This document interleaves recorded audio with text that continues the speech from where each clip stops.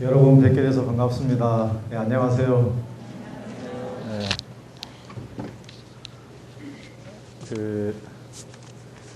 이렇게 좋은 요람에서 우리 정호 스님 모시고 이렇게 또 정진하시고 기도하시는 여러분들 뵈니까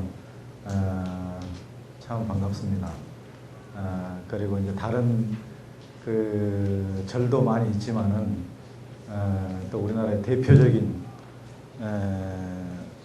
불교 대학에서 여러분들이 또 우리나라 불교의 미래를 개척해 가실 것으로 생각이 되어서 그 어느 것보다도 참 의미가 깊어 보입니다. 저는 이제 종교 전문 기자이기 때문에 오늘 뭐 불교와 매스 미디어라고 이렇게 이제 제목을 정해놨더라고요. 그런데 뭐 제가 이제 종교 전문 기자로 10년 이상 활동을 했기 때문에 종교 전문 기자로서 본 한국 불교에 대해서 제가 좀 말씀을 드릴까 합니다. 올 한 해는 이제 이명박 정부 들어서 종교 차별 문제가 이제 우리나라의 최대 이슈가 됐지 않습니까? 근데 제가 이제 실은 종교 차별 문제에 대해서 일간지에서는 제가 가장 앞장서서 거의 유일하게 이제 앞장서서 싸웠다 그럴까 열심히 이제 기사를 썼는데요. 그렇음에도 불구하고 저는 이제 그런 생각을 합니다. 이제 스님들 만나 뵙거나 그러면은 일부러 약간 이제 약을 올립니다. 아니 종교 차별이라 그러면은 어디 원불교나 어디 몰몬교나 통일교나 이렇게 소수파들이 좀 우리 좀 알아달라고 이렇게 차별 좀 하지 말아달라고 이렇게 하는 것이지, 우리나라 최대 종교가 무슨 차별하지 말라 편향하지 말라 그게 말이 됩니까? 얼마나 창피스러운 일입니까? 어린 애들이 맨날 울면서 과자 달라 뭐 달라 징징대면서 뒤에서 그러는 거지. 최대 종교는 최대 종교답게 일찍부터 처음부터 정권 탄생하기 전부터 정치든 사회든 모든 문제를 주도적으로 이끌고 가야지, 뒤에서 맨날 쳐다만 바라보고 있다가 뭐 차별한다 편향한다 징징 울고 맨날 그러니까 소수파 마이너리티들이 자기를 좀 알아달라고 이렇게 하는 것이지, 이 나라 최대 종교가 그게 뭐냐고 이제 제가 이제 그런 말씀을 드립니다. 이제 그것도 그럴 것이, 이제 실은 이제 불교가 부처님 법이 너무나 좋고, 그래서 저도 이제 늘 부처님 법에 따라서 살려고 노력은 하고 있습니다. 이제 그렇지만은 이렇게 현실에서 부처님 법이 너무 좋다 보니까 어떻게 보면은 부처님 그러니까 법에만 우리가 끌려갈 뿐이지, 부처님 법을 이 지상으로 이렇게 끌어내려와서 이 지상에서 구현하는 데는 지금 2500년 동안 불교가 상당히 소홀하지 않았는가, 어떻게 보면 문제가 아니었는가 그런 생각을 많이 해보거든요. 이제 가령 예를 들면은 지금 이제 부처님 초기 불교의 모습을 가장 잘 간직하고 있다는 동남아시아, 이제 우리나라야 뭐 기독교도 많이 돌아있고 카톨릭도 있고 뭐 다른 종교도 있습니다만은 불교 국가들로 온전히 남아있는 그런 국가들, 이를테면 또 초기 불교 수행 전통이 가장 잘 남아있다는 미얀마 같은 나라 보십시오. 지금까지도 군부 독재가 이렇게 계속되고 전 세계에서 가장 포괄적인 정치가 계속되지만은 불교계가 어떤 역할도 못하고 있거든요. 그러니까 불교 스님들도 제가 고성들 개인적으로 만나보면 거기에 대해서 문제의식은 많이 느끼고 있습니다. 그렇지만은 어떤 그 현실을 타개해 나갈 어떤 능력을 보이지 못하고 있거든요. 그럼 미얀마에서 이번에 태풍 헤일이 불어가지고 수십만 명이 죽었지 않습니까? 그렇게 하는데도 미얀마는 외부에서 구호품이 들어오거나 원조 세력이 들어오면은 자기들 외부에는 이렇게 살고 있는데 니들은 왜 그렇게 답답하게 살고 있냐 이렇게 여론이 환기돼서 자기들 군부 독재가 위협을 받을까봐 사람들이 다 죽어가는데도 구호품조차도 막았습니다. 그 군부 독재들이. 그런 지경이 수십만이 죽어가는데도 미얀마 불교는 도무지 뭐하고 있냐 이거예요. 2500년 동안 내려와서 그 불교를 가장 잘 지키고 있다는, 불교는 도무지 뭐하며 그 많은 스님들은 뭐하며 그 많은 신도들은 세상에 뭐하고 있냐 말이에요. 수십만이 다 70만이 죽었느니 80만이 죽느니 그 중생들이 다 죽어가고 있는데, 그러니까 그 불교가 그 대단한 법을 갖고 있음에도 불구하고 현실에서 뭔 능력을 보여주냔 말이에요. 부처님 법을 지상에서 끌어내려와서 정말 상구보리뿐만 아니고 하와 중생에 무슨 방편력을 보여주냔 말이죠. 그런 안타까운 생각이 든단 말이에요. 지금 뭐 태국 같은 나라도 정정이 불안하고 개판 아닙니까? 이제 뭐 여러분들도 뭐 9시 뉴스 이런 걸 보시면 이제 아시겠지만은 그 나라도 불교 국가 아닙니까? 그래서 과연 불교는 뭐 하고 있냐 말이죠. 그래서 이제 그런 나라만 우리가 이제 그 문제를 삼을 것이 아니고 우리나라도 이제 어떻게 보면은 불교 국가 아닙니까? 우리나라도 불교 국가인데 우리나라에서도 이제 그 종교 차별 때문에 불교가 이렇게 이제 그 목소리를 드높이고 있는데 저는 이제 국가 지도자나 공직자라면은 그 종교 차별에 대해서는 그것은 그 굉장히 그 뭐랄까 좀 깊이 있는 안목이 있어야 됩니다. 예를 들면 이제 간디나 네루 같은 사람, 그 인도 같은 나라도 실은 힌두교 국가 아닙니까? 힌두교 국가고 지금도 이제 그 우리나라가 전 세계에서 유일한 다종교 국가고 인도도 이제 세계적인 다종교 국가로 알려져 있지만은 인도만 해도 그 82%가 힌두교 국가입니다. 이제 이슬람들은 전부 다 파키스탄으로 가버렸고 거기서 이제 12%는 이슬람이고 그리고 이제 자이나교와 시크교, 이제 불교가 이제 소수파로 자리하고 있죠. 이제 다수가 힌두교임에도 불구하고 그 나라는 이제 이 힌두교를 싫어하는 사람들은 파키스탄으로 가버렸기 때문에 파키스탄에서 무슬림 국가를 세웠기 때문에 우리들은 힌두교 국가를 세우자. 그런 힌두교 극우주의자들, 근본주의자들이 굉장히 많았단 말이에요. 그런데 국가의 미래를 생각하고 이런 사람은 또 세계적인 경륜을 가진 간디나 네루는 이제 세속주의를 택했다. 세속주의가 뭐냐면 이제 정교 분리주의입니다. 헌법에 우리나라에는 종교를 국교로 하지 않는다. 특정한 종교를 국교로 하지 않는다는 것을 명시하는 거예요. 그 터키 같은 나라도 그 나라도 뭐 95% 이상이 이제 무슬림 국가죠. 그런데도 이제 터키를 세운 이제 국부가 근데 그런 양반도 전부 다 모든 사람들 우리는 전부 다 신도들이 전 국민이 이슬람인데 이슬람 국교로 하자 이랬음에도 불구하고 그 사람은 헌법을 종교하고 완전히 분리를 했습니다.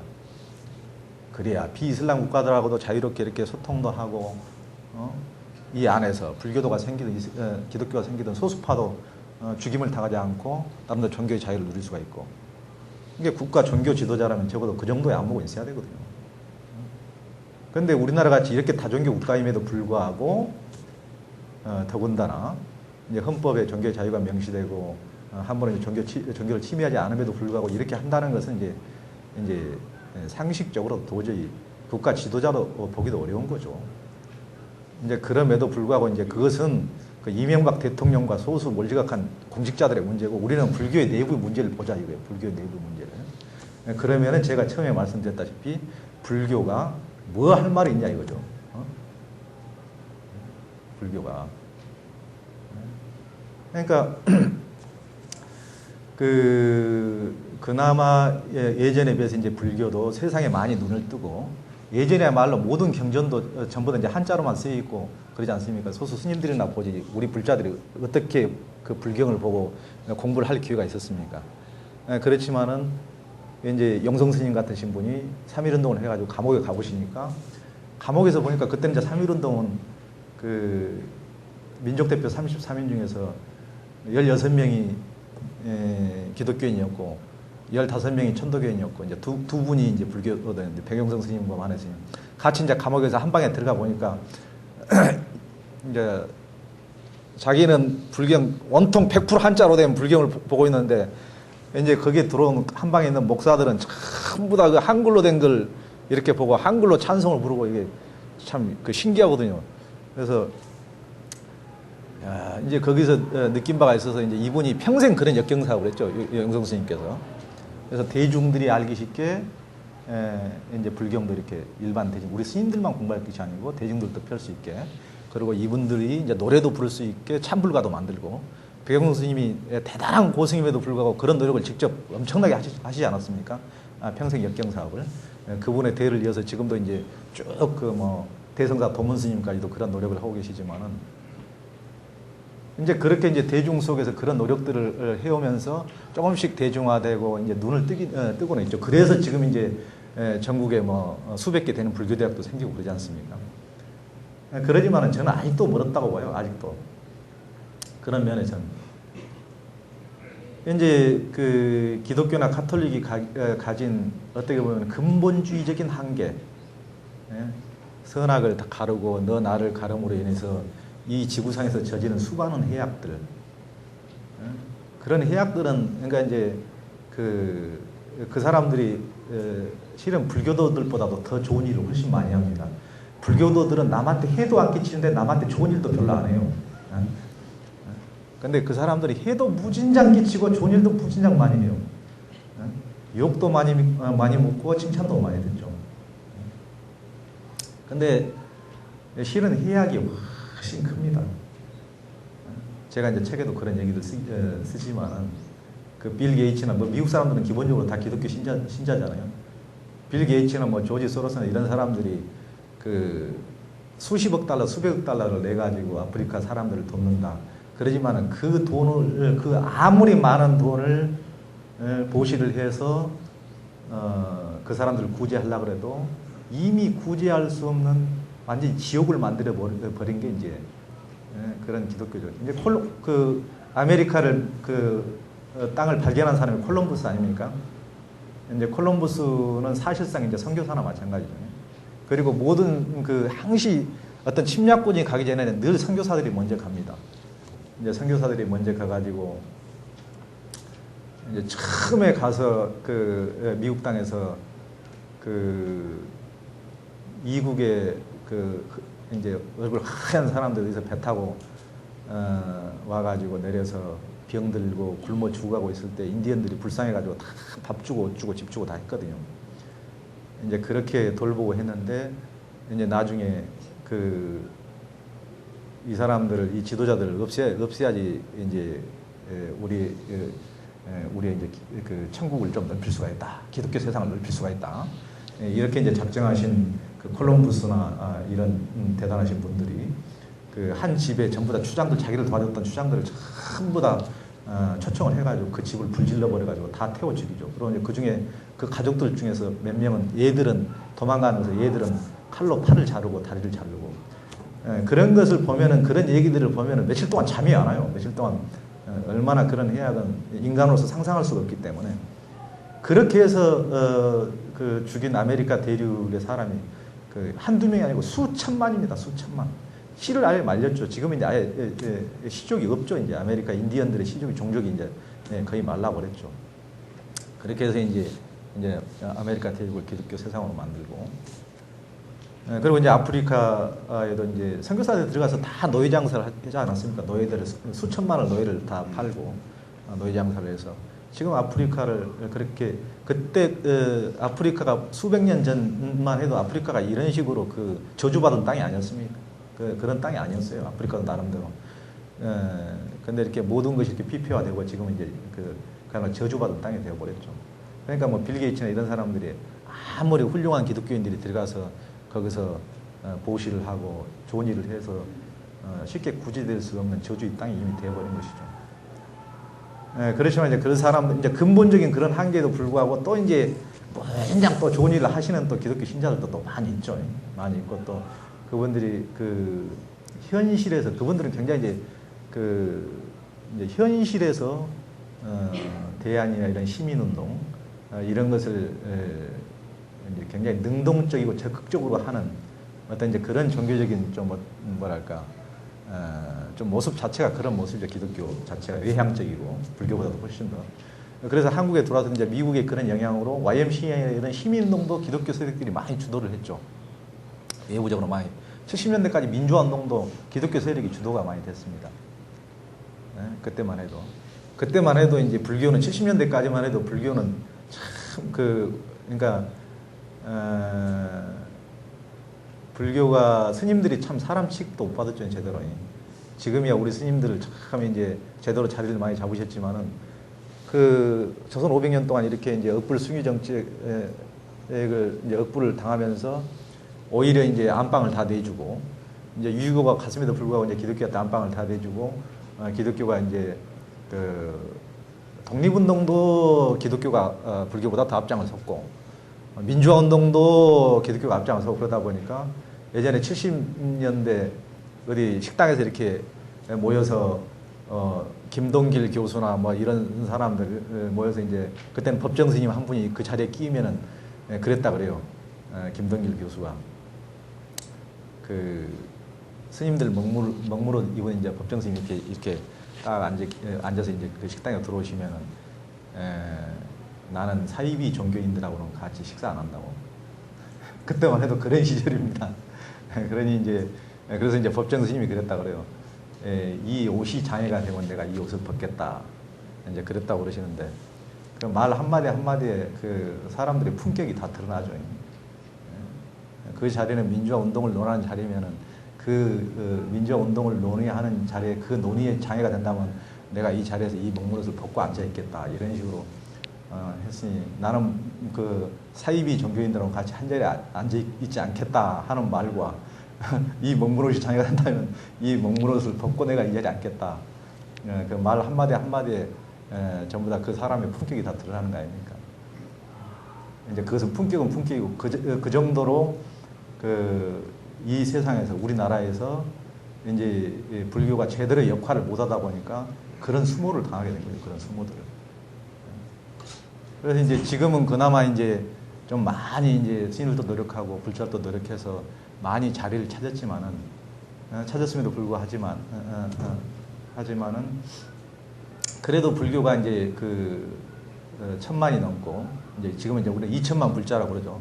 그럼 이제 통계치에서 얘기하면 이제 불교는 한 1100만 이렇게 되고 개신교는 뭐 700~800만 뭐 카톨릭은 500만 뭐 이 정도 이제 통계청에 나오는 숫자는 보통 이렇습니다. 그래 뭐 그렇게 되면 이제 불교가 우리나라 이제 최대 종교인데 최대 종교로서 어떤 주도적인 역할을 하고 있는가? 근데 실은 그렇지가 않죠. 이제 이를테면 이제 정치인들은 가장 뭐 표나 이런 것에 민감을 해가지고 경상도 지역에는 이제 자기가 불자임을 내세우고 있다고 그럽니다만은 수도권에서는 자기가 불자임을 내세우는 국회의원들은 한 명도 없죠. 한 명도 없죠. 그러니까 불자들이 힘이 없어 보이거든요. 아무 세상 물정도 몰라 보이고 어떤 주도권이 없다는 얘기죠. 세상에서 앞장서서 이렇게 주도할 수 있는 능력도 안 보이고 이제 그렇게 보이는 거죠. 우리가 세상적인 힘을 제일 중시하는 것이 아니고 이제 그랬다는 얘기가 아니고 제가 이제 드리는 논지는 부처님의 정신이 그렇게 좋고 가르침이 그렇게 좋으면은 세상 속에서 우리는 왜 그것을 구현을 못하는가 이제 그런 말씀을 드리는 거죠. 그래서 이번에 이제 그 편향 종교차별 얘기가 나올 때도 저는 이제 그런 이제 생각을 많이 해봤습니다. 우리가 이제 불교대학도 많이 생기니까 이제 불교 대학에서 공부만 하는 것도 대단한 진척이죠. 상당히 그래도 이제 부처님 정신을 좀 깊이 있게 제대로 알아보려는 이런 거기 때문에 이제 종교는 기도도 아주 소중합니다. 모든 것은 종교는 근본적인 것부터 소중하지 않은 게 없지만은 근본적인 것도 아주 소중합니다. 이제 기도도 소중하지만은 그리고 이제 예전에는 전부 다 기도했고 어디 팔공산 가서 갓바위 밑에서 기도하고 이런 것이 전부인 줄 알았지만은 지금 이제 불교대학에서 공부도 하고 이제 이런 모습만 해도 상당히 지금은 많이 개화가 된 거죠. 이를테면 이제 개화가 된 건데 거기서 저는 한 발 더 나아가야 된다고 봐요. 그러니까 이제 우리 이제 정각원에서도 그런 지금 그 공부 모임도 많이 갖고 있다고 그래서 참 대단한 건데요. 그러니까 굉장히 이제 진일보에서 나가고 있는 건데 이제 제가 보기에는 이제 공부 모임을 한다면은 이제 반야신경, 금강경, 법화경만 공부 모임을 할 것이 아니고 화엄경만 할 것이 아니고 10과목 중에 한 과목은 반야신경의, 금강경의, 법화경의, 화엄경의 정신을 어떻게 우리 가족 내에서 구현할 것인가, 이 정신을 어떻게 우리 정치에서 구현할 것인가, 이것을 어떻게 사회복지에서 이것을 어떻게 구체적으로 실현할 것인가. 이 정신을 화엄경의 정신을 어떻게 우리가 생명운동에서 우리가 살아가는 생명사상에서 적용해 볼 것인가. 10과목 중에 한 과목은 저는 그걸 해야 된다고 보거든요. 그래서 구체적으로 우리 삶에서 어떻게 이것을 실현할 것인가. 그렇게 해야 정치인들도 무서워하고 사회인들도 무서워하고 그래야 정치건 사회건 정책에서 불교적 가치관 정신이 골고루 스며들게 할 수가 있단 말이에요. 미리서 뒤에서 떼쓸 것이 아니고 미리서 앞장서서 정책을 처음에 입안할 때부터 불교적 어디 이 세상을 불교 세상을 만들자는 것이 아니고 불교적 동치의 대비 이런 깨달음의 어떤 가치관을 정치에서 사회에서 생명사상에서 처음부터 하도록 그것이 기독교 배척하고 불교적 정치를 하자는 것이 아니고 그런 건 아니잖아요. 그러니까 구체적으로 우리가 반야신경의 정신 이런 금강경의 정신을 공부만 할 것이 아니고 그것을 구체적으로 삶에서 어떻게 정치 사회에서 어떻게 적용할 것인가 시민사회운동은 어떻게 할 것이며 가족은 어떻게 가족생활을 어떻게 할 것인가 그걸 공부해야 한단 말이에요. 실은 개신교 같은 데는 그런 것들을 굉장히 많이 하고 있습니다. 그것은 이제 어떻게 보면은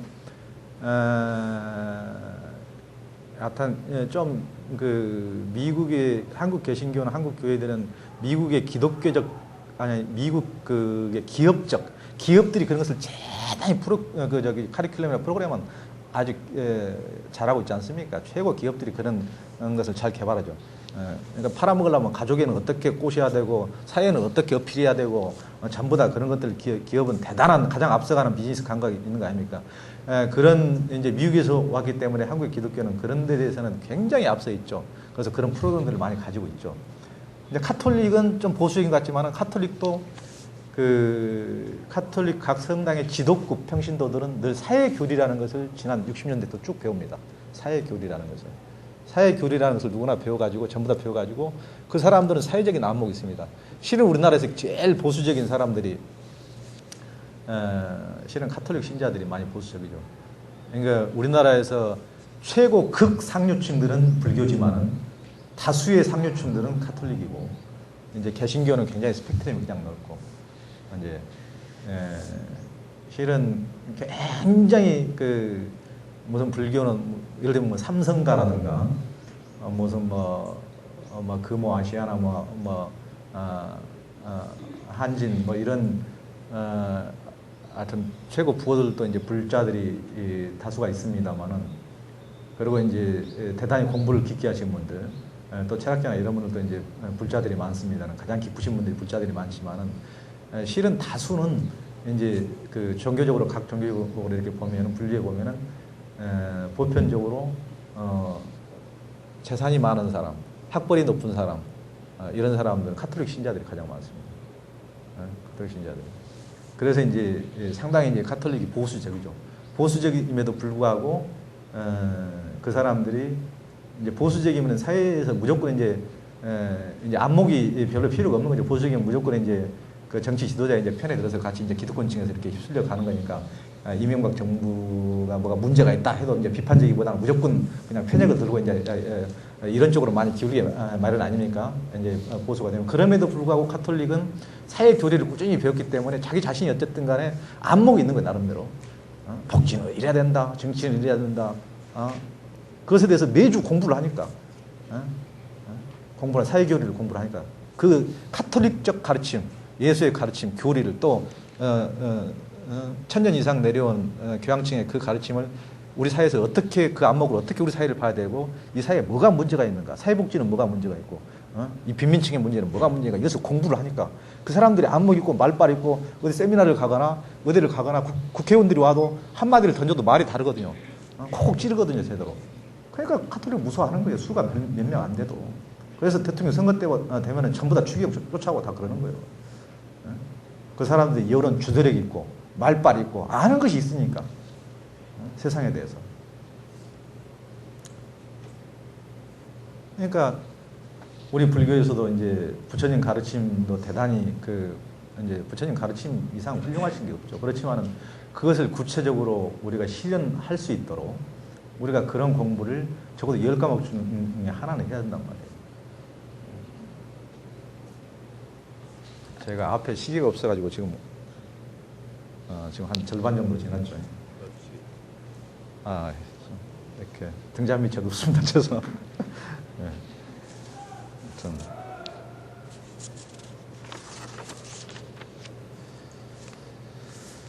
이제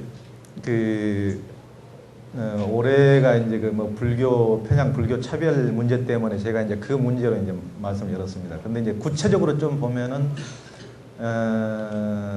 저는 이제 불교가 계속 이제 좀 하화 중생을 해야 된다. 물론 상구 보리도 좋지만 하화 중생을 해야 된다. 이제 그런 말씀을 드렸는데 이제 하화 중생을 뭐 무조건 관념론적으로 이렇게 하자는 것이 아니고 실제로 부처님 가르침이 우리 삶에 스며들 수 있도록 우리의 정치에 스며들 수 있도록 우리의 사회에 스며들 수 있도록 시민운동, 생명운동에 스며들 수 있도록 하자는 말씀이죠. 이제 그런데 그런 이제 거대한 우리 시민사회나 국가적 차원에서뿐만 아니고 우리가 구체적인 가르침에서도 저는 좀 그런 게 필요하다고 보는데 그래서 이제 여기에 우리 정호 스님처럼 훌륭하신 스님도 계시고 이제 불교적 그 가르침은 여러분들이 많이 들으셨을 테니까 저는 이제 조금 약간 청개구리 같은 이제 원래 기자들이 그런 거 아닙니까? 그래서 저는 이제 약간 뒤집어 보는 그러니까 좀 그 부처님을 좀 우리 밑으로 그냥 확 친구처럼 이렇게 좀 내리는 이제 그런 생각을 많이 해봐요. 그래서 제가 그 인도에 가서 1년 동안 돌아다닐 때 우연히 한번 그 미륵이 이제 마이트리아라고 이렇게 그래서 부르는데 거기서 이제 그게 이제 친구라는 의원에서 물론 자비라는 의원도 있습니다만 친구라는 의원에서 그게 왔다고 친구라는. 그래서 이제 그걸 혼자 이제 갖고 이렇게 생각을 하다 보니까 미륵 부처님은 미래 우리를 구해줄 구세주인데. 그러니까 구세주라는 것은 우리는 어떤 그 영웅적인, 그러니까 실은 우리가 영웅적인 이미지만 그렇기 때문에 여기서 영웅 중에 영웅이 있으니까 여기가 대웅전 아닙니까? 이제 우리는 이제 영웅으로 대단한 영웅으로 보고 여기를 이제 대웅전이라고 부르는데 여기도 대웅전인지 모르겠지만 이제 우리가 부처님을 모신 것을 대웅전이라고 그러죠. 이제 큰 영웅이 계신 집이죠. 근데 이제 미륵 부처님은 어떤 우리하고 중생하고 도저히 견질 수 없는 어떤 이상적인 영웅이 아니고 우리 친구구나 친구. 이것이 미래에는 구세주구나. 아무리 천하없이 훌륭한 양반도 내 마음에 와서 닿지 않고 내가 필요할 때 내를 어루만져 주지 않고 내가 얘기하고 싶을 때 귀를 열어주지 않고 내가 필요할 때 답을 주지 않으면 그 영웅이 뭔 필요가 있습니까? 그러니까 어떻게 보면은 미래 구세주는 이게 영웅이 아니고 친구가 아닌가 저는 이제 개인적으로 그런 생각을 해봤습니다. 그래서 이제 좀 부처님 가르침도 친구처럼 다정하게 좀 내려가 보자. 친구처럼 다정하게. 이 중생 속에서 제가 이제 책도 이제 나를 찾아 떠나는 여행이라고 이제 이런 제 책이 있습니다만 여기서 나라 그럴 때도 이제 불교에서는 처음부터 끝까지 배울 때 전부 다 무아를 얘기하는 거죠. 무아. 근데 보통 사람들이 이제 나를 찾아 떠나는 여행이다. 그러면 나를 찾아서 어디로 떠나냐. 그러면 이제 무아로 떠나는 거예요. 무아로 떠난다고 그러는데 저는 그런 게 아니거든요. 이게 무아냐. 우리는 전부 다 이제 무아로 보는 것은 부처님의 안목이시죠. 우리처럼 시력이 아주 맹인에 가까운 이런 그 멍청한 안목을 가진 사람하고 달리 부처님처럼 대단한 현미경처럼 세밀히 관찰하신 분에게는 그야말로 그 변화상이 보이고 그런 무상과 무아가 여실히 보이겠지만은 이제 저 같은 중생의 안목에서는 이게 어떻게 무아냐 말이에요. 어저께 봐도 이 몸뚱이고 오늘 봐도 이 몸뚱이고 내일 봐도 이 몸뚱이고 물론 죽을 날도 있겠지만은 이게 여실히 내가 있단 말이에요. 여실히. 집에 가서 보면 남편 아내가 어디가 무아요.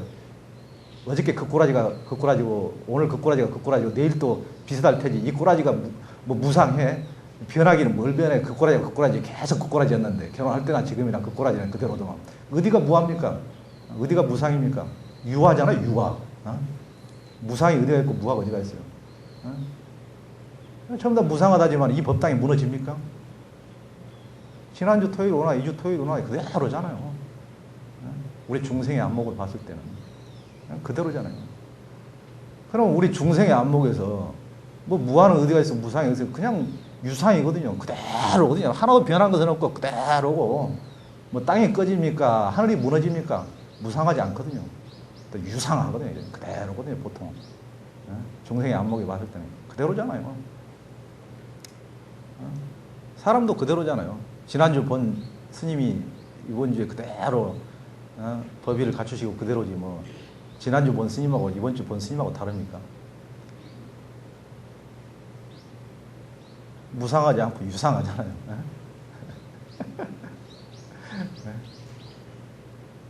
그래서 저는 이제 이런 나를 찾아 떠나는 여행은 무아를 찾아 떠나는 여행이라고 볼 수 있지만 무아가 아니다. 이 중생의 나라만, 이 중생. 그러니까 우리는 이제 스님들은 너무 본인들은 아주 잘 아시니까 이제 무아를 아시지만은 이제 중생의 근기에서 너무 무아로 우리가 무아를 찾아 떠나면 그야말로 땅바닥에 발을 딛지 않고 그냥 허공에 맴도는 귀신 노름이나 다름없을 가능성이 있거든요. 그래서 이 분명한 이유가 변하지 않는 이것에 대해서 저는 먼저 보는 것이 가장 필요하다고 보거든요.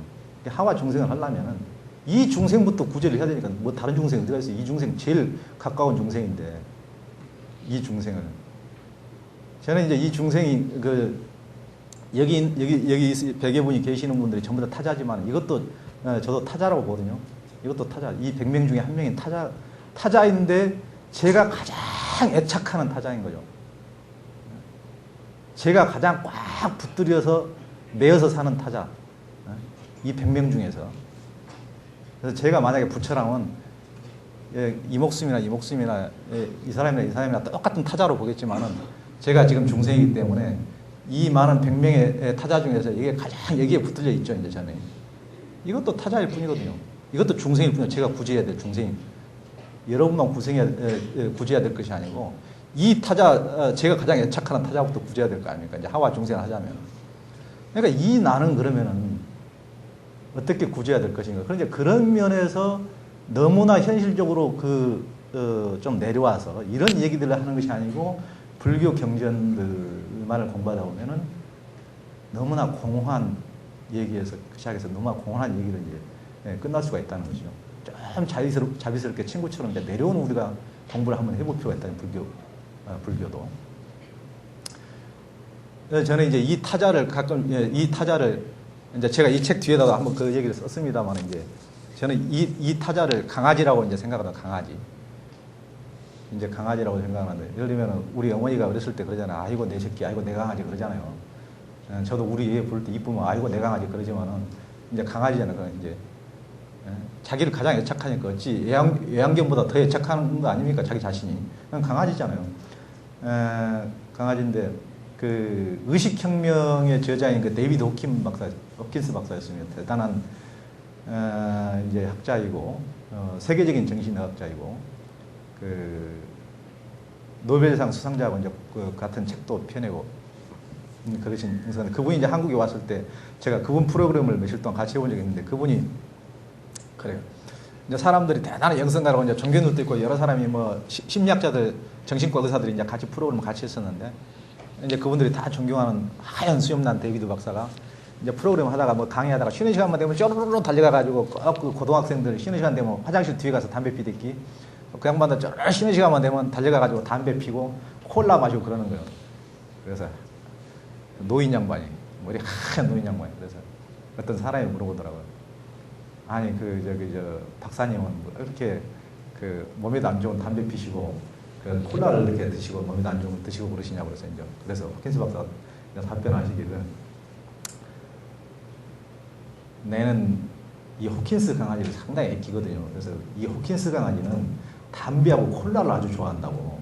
그래서 가끔씩 한 번씩 먹여줘야 된다고.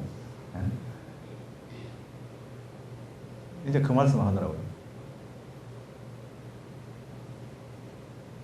그리고 이제 한 번은 제가 스리랑카를 갔는데, 스리랑카가 이제 우리나라 뭐 경상도만한 땅밖에 아닌데 뭐 종교도 다르고 민족도 다른 사람들끼리 싱할리족, 타밀족 막 이렇게, 싱할리족은 불교고 타밀족은 뭐 무슬림이고 또 거기에 뭐 기독교까지 있어가지고 종교도 다르고 뭐 민족도 다르고 뭐 해가지고 죽도록 막 싸우고 죽이고 그런 나라입니다. 그래서 인도양의 눈물이라고 그러죠, 스리랑카를.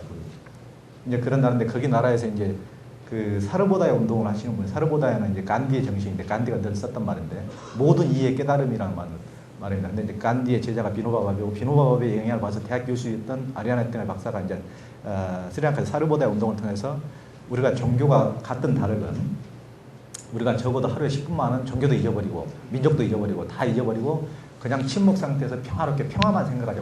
우리 함께 평화의 기도를 하자. 평화의 침묵 명상을 하자. 이런 이제 사르보다야 운동을 하시는 분인데, 그분 이제 70이 넘으셨는데, 제가 이제 거기 가서 이제 그 옆에서 한 보름이 있었거든요. 그래서 이제 그분 집에서 이제 같이 이제 차 마시다가 어느 한 이제 NGO 이제 시민운동을 하던 여자 운동가가 이제 그분한테 물어봐요. 그냥 시민운동을 해도 그냥 뭐 사람들 뭐 이렇게 위한다고 이렇게 시민운동 하긴 하지만은 제 한 번 못 쳐서 제 마음 하나 안 추스러져가지고 참 죽겠습니다. 제가 괴로워 죽겠어요. 저는 늘 괴로워요. 힘들어 죽겠어요. 이제 그런 하소연을 해요. 이런 내가 괴로워요. 그러면서. 그래서 이제 아리 박사가 이제, 그분이 애칭이 아리입니다. 아리한테 이름이 하도 복잡하니까 아리 박사님이. 왜 당신을 이렇게 괴롭히냐. 자기는 그 밖에서 하루 종일 일하고 와서 집에 와서 이제 화장실에 들어가면은, 세면실에 들어가가지고, 샤워실에서 옷을 딱 벗고 나서 그런다는 거예요. 거울 앞에 딱 서가지고.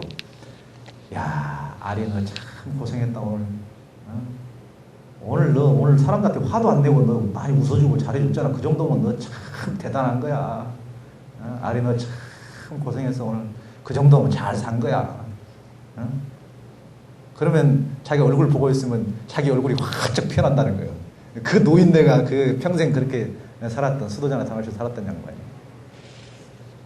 근데 우리의 이제 수도 방식이라는 것은 자기를 무진장 학대하죠. 무한대, 아가 없는데 이놈의 아가 지 혼자 팔딱팔딱 일어서가지고 이것을 채찍으로 죽비로 내려쳐서 그냥 밟고 짓밟고 뭉개야지 이놈 것을 못 살도록 죽이고 베고 해야지. 우리의 방식은 보통 이제 그런 건데. 이제 세상에는 한 가지 방편만 있는 거 아니지 않습니까? 저는 솔직히 그 아리 박사 쪽을 권하고 싶어요. 그래서 뭐 같은 성자들도 이제 우리나라 평화운동가, 생명운동가들이 제일 이제 존중하시는 분이 장일순 박사님 있습니다. 뭐 김지아 시인도 제일 존중하시는 분이죠. 뭐 스승님으로 생각하시는 분인데, 장일순 박사님 같으신 분이 나락 하늘 속에 우주가 있다. 이제 불교 화엄경의 정신, 뭐 동학의 정신 이것을 다 담아서 이제 나락 하늘 속에 우주가 있다 그러신 분 아닙니까? 이제 나락 하늘 속에 우주라는 책을 보니까 그분이 그래요. 그분이 이제 뭐 젊었을 때는 학교도 세우고 그랬지만 이제 평생 이제 뭐 직업도 없이 그냥 이제 사람 찾아오면 이제 제접하고 그렇게 살았죠. 근데 이제 원주에서 이제 그 시골 마을에서 살면서 이제 낮에는 이제 원주 시내까지 가가지고 이제 사람들하고 막걸리도 한 잔씩 마시고, 이제 오면 뭐 김지아가 뭐 이거 이제 젊은이들 또 오고 그러면 어울리면서 이제 막걸리도 한 잔씩 마셨을 거 아닙니까? 막걸리 한 잔씩 마시고 이제 저녁 어스름해지면 이제 방축기를 타고, 이제 그 저수지 방축기를 타고 쭉 걸을 때 참 허전한 생각이 든다. 오늘 또 참 빈말 많이 했다. 헛소리 많이 했다. 참 내가 오늘 살아가는 꼴을 보면 내가 참 괴로워진다. 이런 그 뉘앙스의 글을 나락 하늘 속의 우주에 썼더라고요. 그러면 장일 선생님도 참 훌륭하신 선생님입니다. 하지만 꼭 사람이 왜 그렇게 생각할까? 아까 아리 박사처럼 아니 빈말도 좀 할 수가 있지, 사람이 살면서. 아니 꼭 후회해야 되는가? 그 정도면 그래도 뭐 빈말도 물론 했지만은 그래 사람들하고 오늘 화도 안 내고 잘 어울려서 그나마 잘 놀았어. 아따 일수라 그 정도면 되었어야 이렇게 해주면 안 되는가? 그 자기를 갖고 꼭 성자가 못다 해서 그 성자처럼 꼭 자기를 그렇게 볶아야 되냐 말이에요. 자기를 평생 그렇게. 물론 우리는 수도를 지향하고 이런 사람 저도 무진장 저를 많이 볶았거든요. 이게 보면 한심스럽잖아요. 살아가는 꼴을 봐도 뭐들 봐도 한심스럽지 않은 게 하나도 없지만은 그렇게 보면 볶아도 끝이 없죠. 이것을. 그렇지만 저는 이제는 절대 그걸 권장하고 싶지 않습니다. 좀 잘한 것을 지부터 좀 안심을 시켜주고 좀. 그래서 이제 조금 미륵 부처님을 내 마음에 심어준 미륵 부처님이 친구로 내려오시다 생각하고 좀 봐주면서 자기도 용서해주면서 이렇게 좀 쓰다듬어 주면서 강아지 애완견 키우듯이. 예? 너무 도덕주의적으로 라면 절대 먹으면 안 된다고 윽박지르지 말고 라면 저 먹고 싶으면 우리 강아지는 라면을 좋아하지 한 그릇씩 좀 끓여줘 보고 나쁜 음식이 해롭다고 그냥 아이스크림은 절대 안 줄 것이 아니고 좀 몸이 피곤하면 아이스크림도 한 잔씩 하나씩 좀 사줘가면서 좀 먹여가면서 애완견을 좀 쓰다듬어 줘가면서 가끔씩 그래도 보고 좀 그러면서 이 중생들한테 좀 이렇게 이 애완견이 좀 평화롭고 잘 이제 크도록. 그래서 이제 제가 말하는 시는 말하는 논지는 지금 핵심은 안 나왔고 핵심은 이 강아지의 특성을 잘 아는 겁니다. 잘 아는 거. 이 무아 부처님 가르침이 이미 반야심경 날마다 외우는데 맨날 처음부터 모든 것이 듣는 거, 보는 거, 감각 모든 것이 무하고 아가 없다고 평생 듣지만은 그 무아 말고 이 유아 말이에요. 이 유아를 한번 알아보자 말이에요. 이 유아. 이 강아지를. 이 강아지는 뭘 좋아하더라? 그리고 어떤 사람을 좋아하고 어떤 사람만 오면 으르렁대더라. 그리고 어떤 음악이 나오면 편하게 늘어져서 잠자더만 어떤 음악이 어떤 소리가 옆에서 어디 깽가리 소리가 나거나 뭔 소리만 나오면 막 저 혼자 미쳐가지고 집안을 뱅뱅 돌더라. 이 특성을 한번 이 강아지의 특성을 좀 알아보자 말이죠.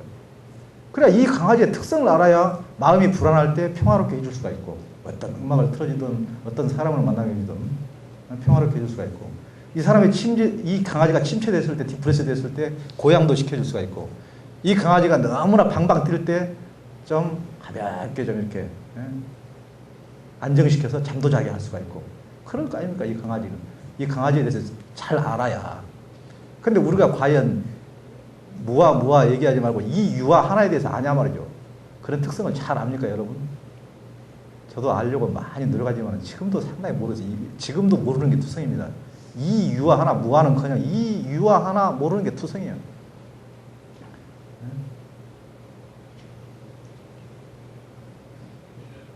그러니까 이 강아지의 특성을 잘 알아야 강아지를 잘 키울 것 아닙니까? 불안한 강아지는 평화롭게 해주고 현명한 주인은 그럴 거 아닙니까? 그 강아지에서 애완견에 대해서 자기가 사랑하고 잘 아는 주인은 강아지를 잘 평화롭게 할 수가 있거든요. 그렇지만 멍청한 주인은 강아지가 짖으면은 분명히 이유가 있을 것인데 이것이 왜 이유 없이 짖고 지랄해 하면서 발로 톡 차기나 하지?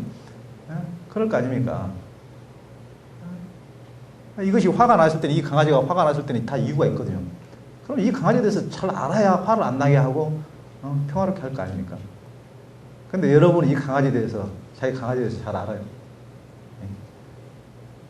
자기 자신에 대해서 이 유아 무아 수많은 이 무아를 얘기하지 말고 이 유아 하나에 대해서 잘 아느냐 말이죠. 그러니까 좀 더 이제 가까이 와서 이 유아에 대해서 알고 그러면서 이 유아를 우리가 분명히 무아 해가지고 전부 다 평등하다 이렇게 하지 말고 평등하기는 뭐가 평등합니까? 내가 보기에는 하나도 얼굴 같은 사람 한 명도 없고 성격도 같으신 분 한 분도 없는데 지위도 다 다르고 입은 폼새도 다 다르고 머리 모양새도 다 다르고 하나도 안 평등하고 말이야. 이게 보니까 평등하긴 뭐가 평등해요? 부처님은 평등하다 그랬는데 그러면 우리가 현실 속에서 안 평등한 것만 알아도 그래 인간은 이렇게 달라 그래 안 평등해 안 같아 그러면은 우리가 전부 다 부처님 말만 관념론적으로 평등하다 그래가지고 부처님 말씀이 부처님 안목으로 보면 100% 맞아요. 그냥 우리가 중생에 왔을 때 안 평등하거든요. 안 같거든요. 안 같은지만 확실히 알아도 저 사람이 뭔 말하면 어떻게 그렇게 말할 수가 있느냐 어떻게 그렇게 생각할 수가 있느냐 이렇게 나갔죠. 그래, 너는 그렇게 생각할 수 있어. 나는 나고 니는 니니께. 안 평등한 줄 알면 그걸 인정할 수가 있잖아요. 생각도 전부 다 안 갖고도 안 평등하거든요. 어떤 사람은 이명박 정부를 보고 저거는 완전히 그대 집어 넣어버려야 돼 그러고, 어떤 사람은 어려운데 저만 하면 참 잘하는 거야. 생각이 하나도 안 같잖아요. 각기는 한 나라에 살면서도 각기는 어디가 같아요. 한 집에 살면서도 하나도 안 같은데 평등한 게 뭐가 있습니까? 평등하게는 하나도 평등한 게 없어요.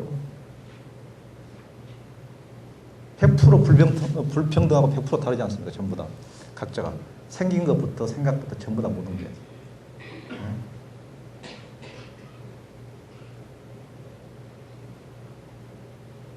그러니까 내 자신의 강아지도 그러면서 알아가면서 좀 평화스럽고 자유스럽게 좀 해주고, 그러면서 불평등한 것을 인정하면서 다른 강아지도 좀 편하게 냅두고, 이렇게 되면서 우리가 조금 현실 속에서 평화로워지고 자유스러워지고 하면서 이제 그런 상태에서 평화로워지고 자유스러워지다 보면은 이제 자기 자신에 대해서 조금 맨날 자기 강아지 속에 빠져가지고 맨날 그러렁 대다가 좀 객관화돼서 이 강아지를 좀 안정스럽게 쓰다듬어주고 보듬을 줄 알게 되면 그것은 그 강아지입니까? 이미 강아지 밖에 있습니까?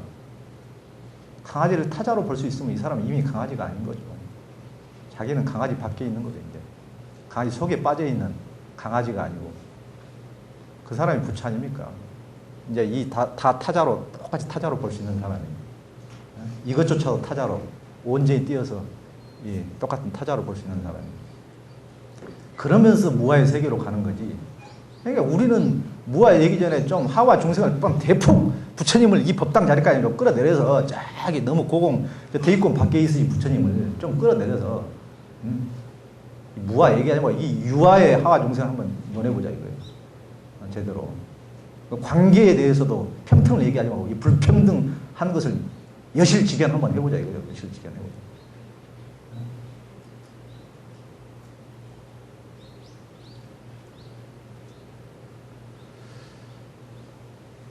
그래서 좀 이제 그러니까 불교가 조금 이제 조금 더 이렇게 세상 속으로 내려와서 이렇게 이제 대사회적으로 이런 것을 하기 위해서는 우리 이제 불자들도 좀 불경의 정신을 형식에서 펼 수 있도록 공부를 해야 되고, 또 내면적인 수행에서는 너무나 무한히 무상이니 평등이니 이런 것을 관념론적으로 생각할 것이 아니고 조금 그런 식으로 현상을 우리 중생의 눈에서라도 여실하게 제대로 보면서 좀 더 평화로워지고 자유로워지면서 그것을 그러면서 이 강아지에게서 매여있지 말고 이제 느긋하게 이 강아지를 쓰다듬어 주는. 그러면 이미 그 사람은 강아지가 아니잖아요. 이미 거기에 묶여있는 사람이 아니기 때문에. 그래서 좀 이제 그런 쪽으로 우리가 이제 불교도 조금씩 달라지고 변화될 필요가 있지 않는가. 제가 이제 중생의 입장에서 한번 그런 말씀을 드려봤습니다.